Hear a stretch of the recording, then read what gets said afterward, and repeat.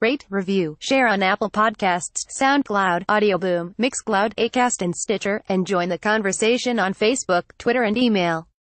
Guest host Jackie Oatley is joined by Barry Glendenning, Simon Burnton and Nick Ames to dissect the weekend's football action, starting with the game of the weekend, of the season, perhaps, at the Emirates as Manchester United made the most of their chances to put Arsenal to the sword.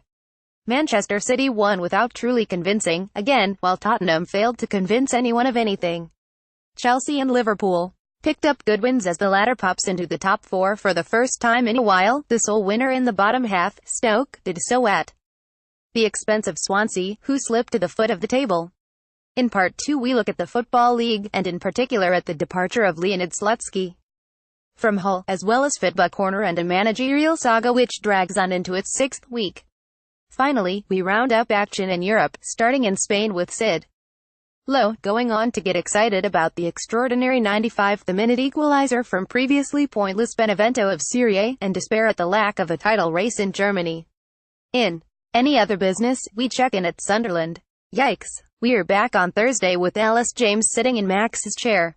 P.S. The last few tickets are still available for our first Football Weekly live show of the year. It takes place on Thursday the 14th of December at the Emmanuel Centre in London.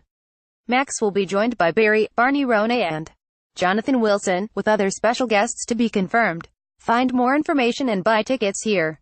PPS win a 55 inches Toshiba UHD TV with the Football Weekly Toshiba TV Big Draw. Terms and conditions apply. Please read those here, and good luck. PPS we won an award.